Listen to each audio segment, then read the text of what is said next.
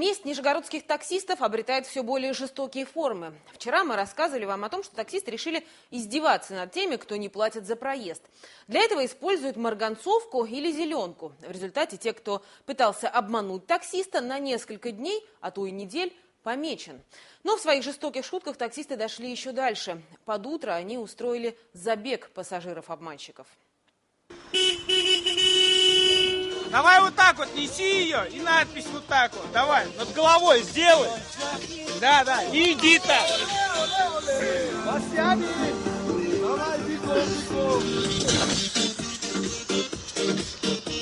Ну что, будешь еще кататься бесплатно на такси? Без денег будешь садиться в такси? Не буду. Что пожелаешь всем остальным? Никогда не кидайте таксистов, ездите за деньги всегда, ребят. Так, теперь обняли друг друга. Вот так, по-дружески. Обняли друг Подруга, обняли друг друга. Давай.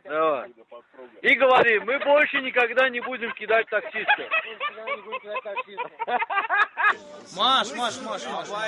Маш.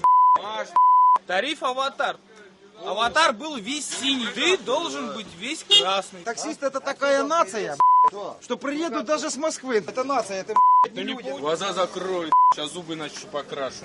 В натуре в аватаре превращается, смотри, красный, зеленый, дает синий цвет. А теперь говори коронную фразу. Ребята, не кидайте нижегородских таксистов. Давай. Ребята, никогда не кидайте нижегородских таксистов. Как вы слышали, сами себя таксисты называют аватарщиками. Они говорят, что по-другому наказывать неплательщиков просто не могут. Это на следующего, аватара, который нам попадется в ближайшее время, будет 0,7 морилки вылета. Много таких неплательщиков. 60% не хотят платить. Это большинство пьяные наркоманы. Я считаю, что я правильно поступаю, то, что я людей, грубо говоря, мажу зеленкой, который не может расплатиться. Почему я убил на него время, да, я потратил свое время, да, я его отвез, куда он просил, я предоставил ему услугу. А почему он должен мне за это заплатить? Пускай тогда повеселит меня, намажется зеленкой, побегает голышом, я не знаю, в трусах ее мою, повеселит, я также получу от этого удовольствие. Он получил удовольствие, катаясь в моей машине, да, также я хочу теперь получить удовольствие, посмеяться над ним. Если их бить, они будут писать заявление в полицию. А тут за что они напишут?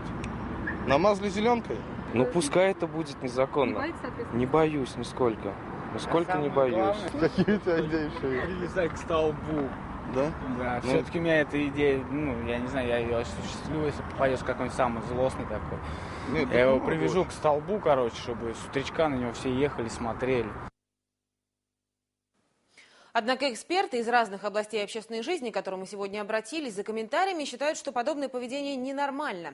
Заставить человека платить, пусть даже ударив, это одно. А получение удовольствия от издевательства и мучения – это уже ненормально. Я в шоке, если честно. Это действительно вот какие-то нацистские методы, еще что-то. Твое чувство, что мы вернулись в 90-е. Так себя ведет организованная преступность. Так себя не ведут цивилизованные люди в 21 веке. Мне трудно объяснить поведение, неадекватное, на мой взгляд, поведение людей, даже если можно так сказать. У меня уже сомнения, люди ли это делали. Поскольку в обществе у нас культура невысока, то само собой разумеется, что такие действия, они происходят и будут происходить. Это издевательство над человеком. В любом случае это недопустимо, это такое нездоровое поведение людей, которые ощущают свою вседозволенность. Есть такое наименование, как психопатия, то есть когда люди ведут себя неадекватно, они культивируют насилие. Они же этим кичатся, они же выкладывают это в интернет, они снимают это на видео. Для этого существуют во всем мире правоохранительные органы. Если в отношении граждан совершаются неправомерные действия, они вправе обратиться за помощью в органы внутренних дел. По каждому факту обращения проводится проверка, в ходе которой устанавливается наличие в действиях признаков состава административного или уголовного деяния. Кстати, никто из пострадавших в полицию с заявлением пока не обращался, и поэтому никакого уголовного дела в полиции не возбуждают. В прокуратуру, куда мы тоже обращались за комментариями, заявили, что это дело также под их юрисдикцию не подпадает.